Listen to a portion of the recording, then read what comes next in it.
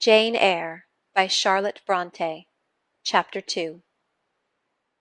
I resisted all the way, a new thing for me, and a circumstance which greatly strengthened the bad opinion Bessie and Miss Abbot were disposed to entertain of me. The fact is, I was a trifle beside myself, or rather out of myself, as the French would say. I was conscious that a moment's mutiny had already rendered me liable to strange penalties, and like any other rebel slave, I felt resolved in my desperation to go all lengths. "Hold her arms, Miss Abbot, she's like a mad cat." "For shame, for shame!" cried the lady's maid. "What shocking conduct, Miss Eyre, to strike a young gentleman, your benefactress's son, your young master." "Master? How is he my master? Am I a servant?" "No, you are less than a servant, for you do nothing for your keep. There, sit down and think over your wickedness." They had got me by this time into the apartment indicated by Mrs. Reed, and had thrust me upon a stool. My impulse was to rise from it like a spring. Their two pair of hands arrested me instantly. "If you don't sit still, you must be tied down," said Bessie. "Miss Abbot, lend me your garters. She would break mine directly." Miss Abbot turned to divest a stout leg of the necessary ligature. This preparation for bonds, and the additional ignominy it inferred, took a little of the excitement out of me. "Don't take them off," I cried. "I will not stir." In guarantee whereof I attached myself to my seat by my hands. "Mind you don't," said Bessie, and when she had ascertained that I was really subsiding, she loosened her hold of me. Then she and Miss Abbot stood with folded arms, looking darkly and doubtfully on my face, as incredulous of my sanity. "She never did so before," at last said Bessie, turning to Abigail. "But it was always in her," was the reply. "I've told Mrs. often my opinion about the child, and Mrs. agreed with me. She's an underhand little thing. I never saw a girl of her age with so much cover." Bessie answered not, but ere long addressing me, she said, "You ought to be aware, miss, that you are under obligations to Mrs. Reed. She keeps you. If she were to turn you off, you would have to go to the poor-house." I had nothing to say to these words. They were not new to me. My very first recollections of existence included hints of the same kind. This reproach of my dependence had become a vague sing-song in my ear, very painful and crushing, but only half intelligible. Miss Abbot joined in. "And you ought not to think yourself on an equality with the Mrs. Reed and Master Reed, because Mrs. kindly allows you to be brought up with them. They will have a great deal of money, and you will have none. It is your place to be humble, and to try to make yourself agreeable to them." "What we tell you is for your good," added Bessie in no harsh voice. "You should try to be useful and pleasant, then perhaps you would have a home here. But if you become passionate and rude, Mrs. will send you away, I am sure." "Besides," said Miss Abbot, "God will punish her. He might strike her dead in the midst of her tantrums, and then where would she go? Come, Bessie, we will leave her. I wouldn't have her heart for anything. Say your prayers, Miss Eyre, when you are by yourself, for if you don't repent, something bad might be permitted to come down the chimney and fetch you away." They went, shutting the door and locking it behind them. The Red Room was a square chamber, very seldom slept in, I might say never, indeed, unless when a chance influx of visitors at Gateshead Hall rendered it necessary to turn to account all the accommodation it contained. Yet it was one of the largest and stateliest chambers in the mansion. A bed supported on massive pillars of mahogany, hung with curtains of deep red damask, stood out like a tabernacle in the centre. The two large windows, with their blinds always drawn down, were half shrouded in festoons and falls of similar drapery. The carpet was red. The table at the foot of the bed was covered with a crimson cloth. The walls were a soft fawn colour with a blush of pink in it. The wardrobe, the toilet table, the chairs were of darkly polished old mahogany.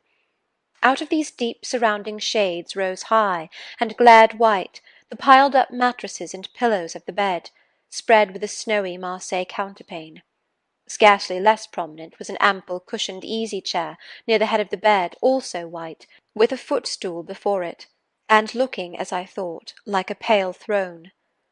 This room was chill, because it seldom had a fire. It was silent, because remote from the nursery and kitchen, solemn, because it was known to be so seldom entered.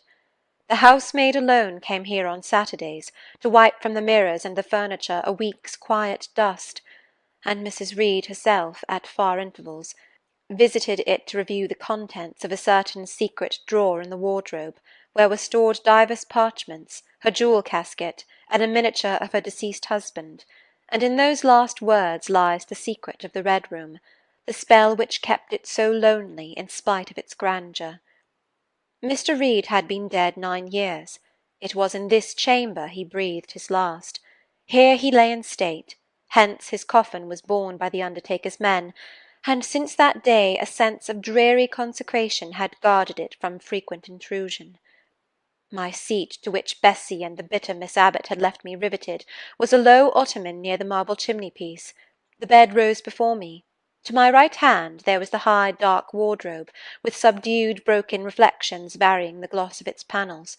To my left were muffled windows. A great looking-glass between them repeated the vacant majesty of the bed and room. I was not quite sure whether they had locked the door, and when I dared move I got up and went to see. Alas, yes, no jail was ever more secure. Returning, I had to cross before the looking-glass. My fascinated glance involuntarily explored the depth it revealed. All looked colder and darker in that visionary hollow than in reality. And the strange little figure there gazing at me, with a white face and arms specking the gloom, and glittering eyes of fear moving where all else was still, had the effect of a real spirit. I thought it like one of the tiny phantoms, half fairy, half imp, Bessy's evening stories represented as coming out of lone ferny dells and moors, and appearing before the eyes of belated travellers. I returned to my stool. Superstition was with me at that moment, but it was not yet her hour for complete victory. My blood was still warm, the mood of the revolted slave was still bracing me with its bitter vigour. I had to stem a rapid rush of retrospective thought before I quailed to the dismal present. All John Reed's violent tyrannies, all his sister's proud indifference, all his mother's aversion, all the servants' partiality, turned up in my disturbed mind like a dark deposit in a turbid well. Why was I always suffering, always browbeaten, always accused, for ever condemned? Why could I never please? Why was it useless to try to win anyone's favour? Eliza, who was headstrong and selfish, was respected. Georgiana, who had a spoiled temper, a very acrid spite, a captious and insolent carriage, was universally indulged. Her beauty, her pink cheeks and golden curls, seemed to give delight to all who looked at her, and to purchase indemnity for every fault. John no one thwarted, much less punished, though he twisted the necks of the pigeons, killed the little pea-chicks, set the dogs at the sheep, stripped the hothouse vines of their fruit, and broke the buds off the choicest plants in the conservatory. He called his mother old girl, too, sometimes reviled her for her dark skin, similar to his own, bluntly disregarded her wishes, not unfrequently tore and spoiled her silk attire, and he was still her own darling.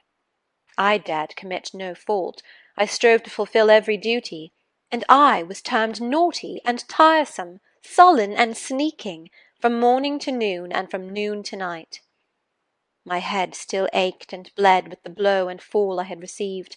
No one had reproved John for wantonly striking me, and because I had turned against him to avert farther irrational violence, I was loaded with general opprobrium.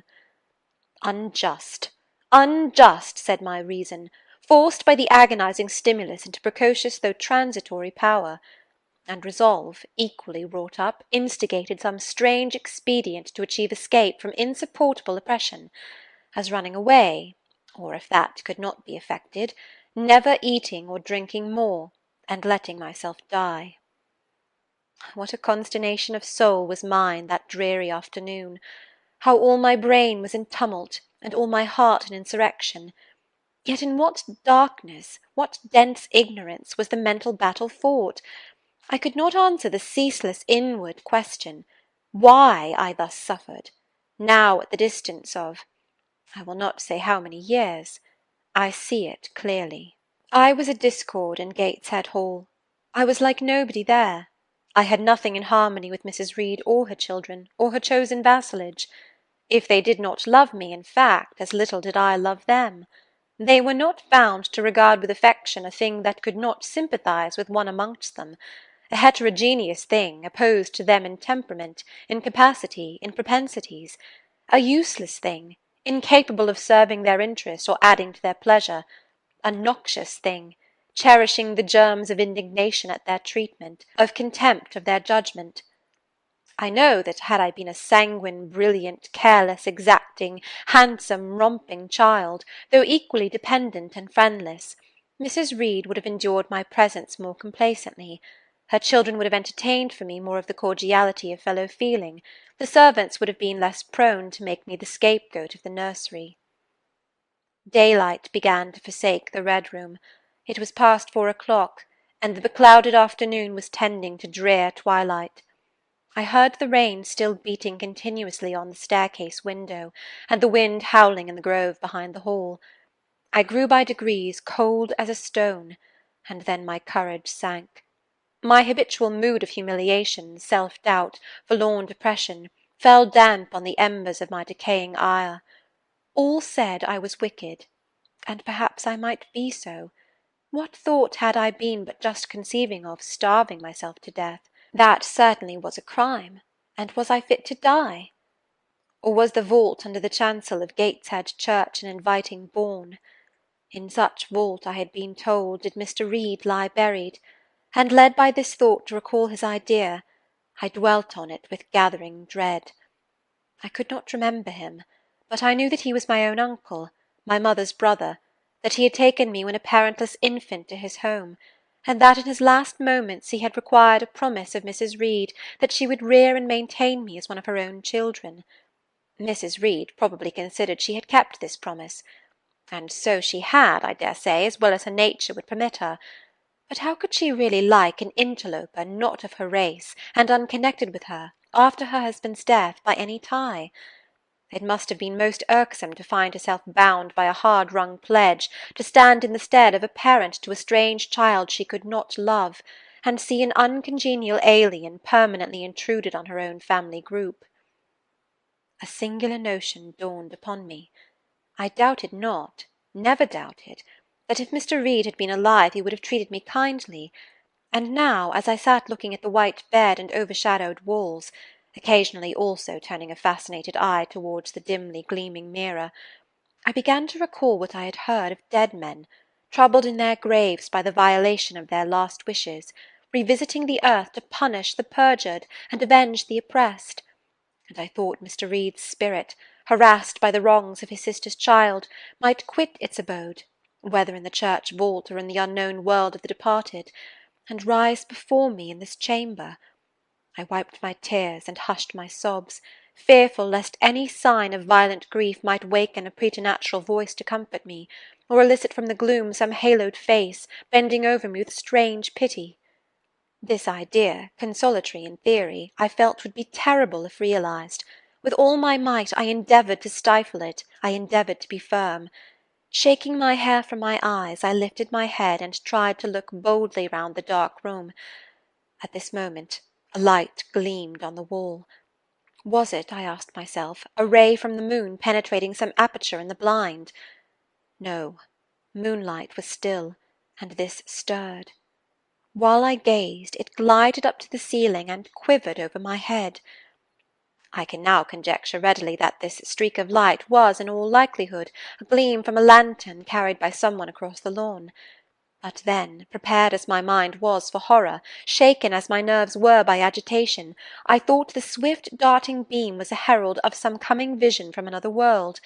My heart beat thick, my head grew hot, a sound filled my ears which I deemed the rushing of wings. Something seemed near me. I was oppressed, suffocated, endurance broke down. I rushed to the door and shook the lock in desperate effort. Steps came running along the outer passage. The key turned. Bessie and Abbot entered. "Miss Eyre, are you ill?" said Bessie. "What a dreadful noise! It went quite through me," exclaimed Abbot. "Take me out! Let me go into the nursery!" was my cry. "What for? Are you hurt? Have you seen something?" again demanded Bessie. "Oh, I saw a light, and I thought a ghost would come." I had now got hold of Bessie's hand, and she did not snatch it from me. "She has screamed out on purpose," declared Abbot in some disgust. "And what a scream! If she had been in great pain, one would have excused it, but she only wanted to bring us all here. I know her naughty tricks." "What is all this?" demanded another voice peremptorily, and Mrs. Reed came along the corridor, her cap flying wide, her gown rustling stormily. "Abbot and Bessie, I believe I gave orders that Jane Eyre should be left in the Red Room till I came to her myself." "Miss Jane screamed so loud, mum," pleaded Bessie. "Let her go," was the only answer. "Loose Bessie's hand, child. You cannot succeed in getting out by these means, be assured. I abhor artifice, particularly in children. It is my duty to show you that tricks will not answer. You will now stay here an hour longer, and it is only on condition of perfect submission and stillness that I shall liberate you then." "Oh, aunt, have pity! Forgive me! I cannot endure it! Let me be punished some other way! I shall be killed if—" "Silence! This violence is all most repulsive." And so, no doubt, she felt it. I was a precocious actress in her eyes. She sincerely looked on me as a compound of virulent passions, mean spirit, and dangerous duplicity. Bessie and Abbot having retreated, Mrs. Reed, impatient of my now frantic anguish and wild sobs, abruptly thrust me back and locked me in without further parley. I heard her sweeping away, and soon after she was gone, I suppose I had a species of fit. Unconsciousness closed the scene. End of chapter 2.